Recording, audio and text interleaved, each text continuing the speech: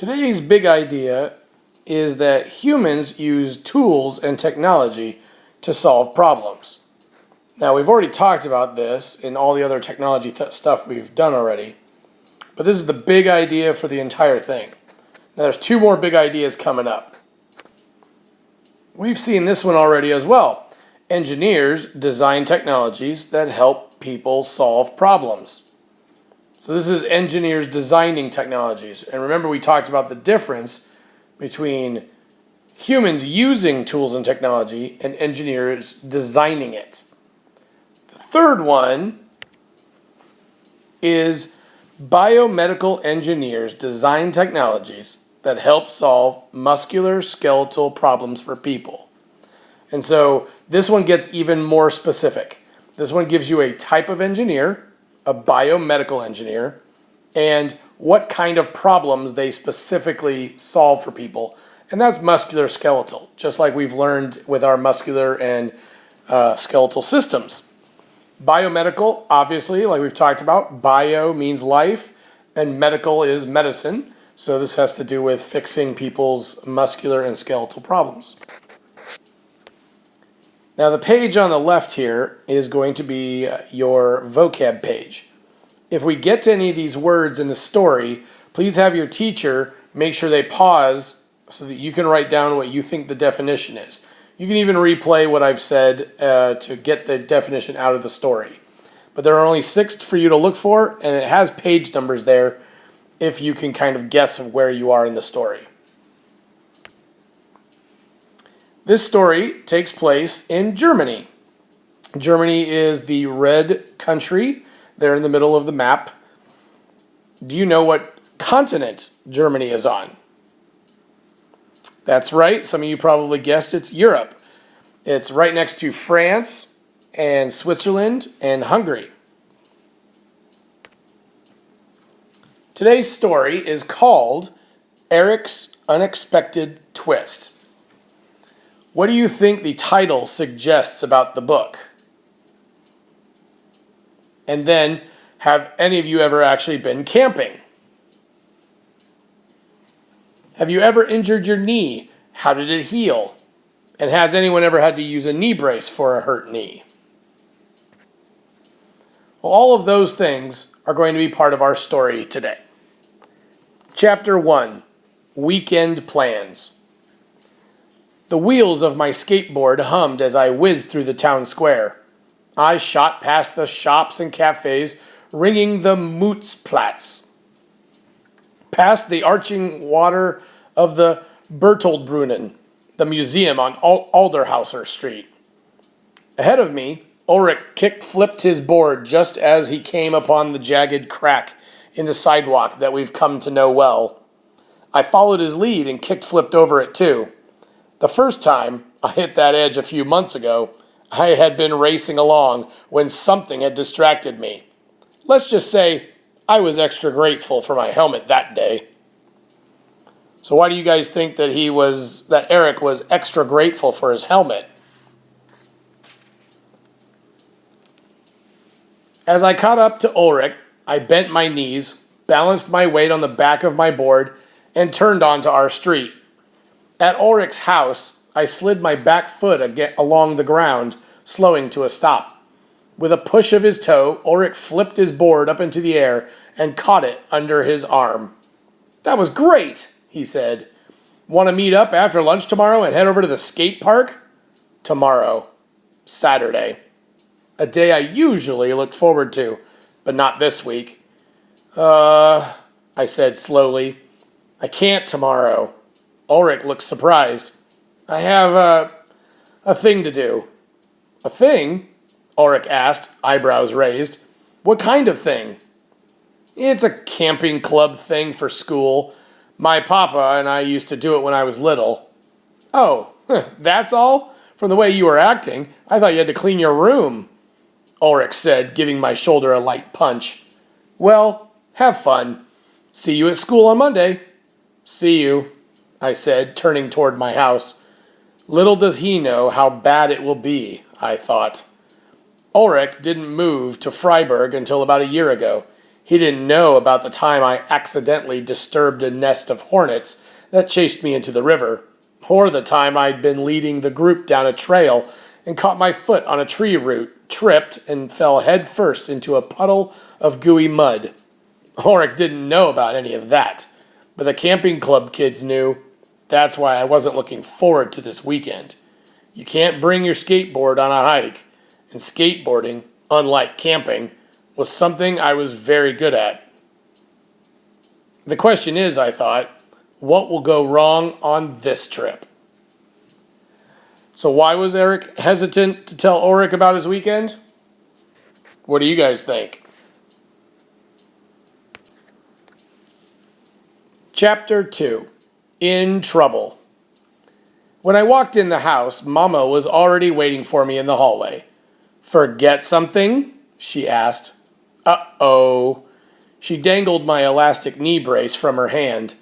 I'm supposed to wear it for support when I'm skateboarding. I winced. Mama's eyes darkened. Mama is big on safety equipment. I can never tell if it's just because she's a mama or because she's a biomedical engineer. Biomedical engineers use what they know about science and math, plus their own creativity, to design things that solve problems related to the human body. Mama has helped design x-ray machines and instruments for surgery. Right now, Mama designs artificial limbs, like arms and legs. She knows a lot about how the body's bones, muscles, and joints work together to help people move. She also knows what can go wrong, and is always after me to use my safety equipment. "I'm really sorry I forgot my knee brace," I said. "I wore my helmet though, and I promise I won't forget my brace again," I added. "I'm sure you won't," Mama said. "But just in case, shall I remind you what happened when you tore the ligament in your knee?" "No," I said quickly. "I remember. It was nearly a year ago now, when I was just starting to learn some new moves on my skateboard. I had been practicing a jump when I landed wrong. I tried to change directions quickly to stop myself from falling, but I twisted my knee. That's when I felt an awful pop. It turned out to be one of my ligaments coming apart. I was lucky the tear didn't go all the way through the ligament, but it still hurt a lot." So how do you guys think Eric feels when his mama catches him not wearing his knee brace? And why do you think that? Mama started up anyway. The ligaments in your knee hold together the bones that support your body. They help your knee have the correct range of motion and not bend further than they should, Mama said. Protecting them is not a trivial matter. You had to wear your hinged brace for 2 months and then do physical therapy and I had to promise that once my knee brace came off that I would still wear the elastic brace to support my knee whenever I was skateboarding, I said. Exactly, Mama said. You know how important your safety equipment is. After we redesigned your brace, I didn't think we would have this problem. Is it still hard to put on and take off? No, Mama, I said. It's fine, I just forgot. When I first bought my elastic knee brace, it took me a long time to get all the straps done correctly. And once that was done, the brace bunched up behind my knee when I bent it. Mama had explained that designing equipment for joints, parts of the body where bones are connected, can be complicated because joints can move. Mama and I worked together to redesign and fix the brace. We used a process to help us, the engineering design process. Mama said the steps of the engineering design process are used by all different kinds of engineers to help solve problems. I am sure, Mama said in her most serious voice, that you won't forget again. I won't, I said. Your father's in the living room looking through your camping packs, Mama said. Why don't you go and help him?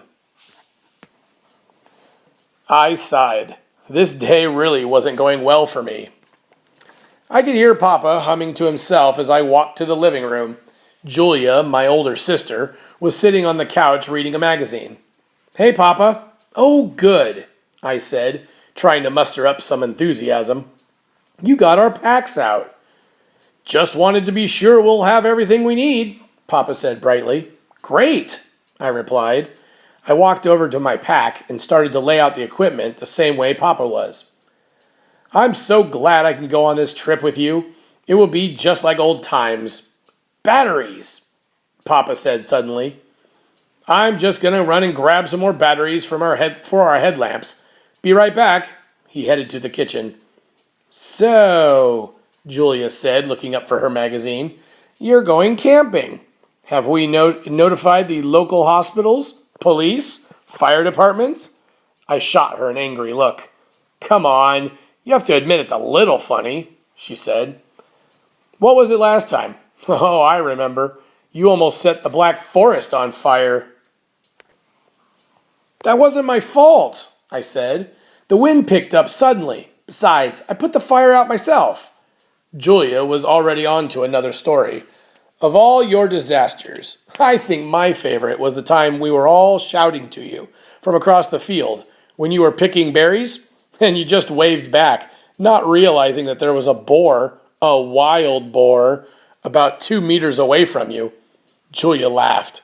The look on your face when you realized, that's enough teasing, Julia, Mama said as she walked into the room. Those things could have happened to anyone. I had to admit, I was glad Mama had walked in before Julia could recount any more of my camping fiascos.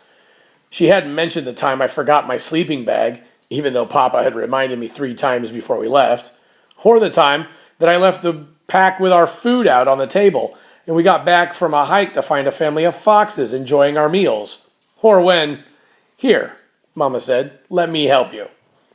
I looked down and realized the rope had become a knotted mess as I'd been pulling it out of my bag. I'll coil as you pull, Mama said. She knelt down next to me, looping the rope around her arm as I untangled it. This reminds me of when you were little, she said. We would pack a lunch and go hiking for the whole day. I nodded. It'll be fun, she said. Are you going to do any rock climbing? She asked. We exchanged a look. Well, let's be sure to pack your helmet, just in case, she said.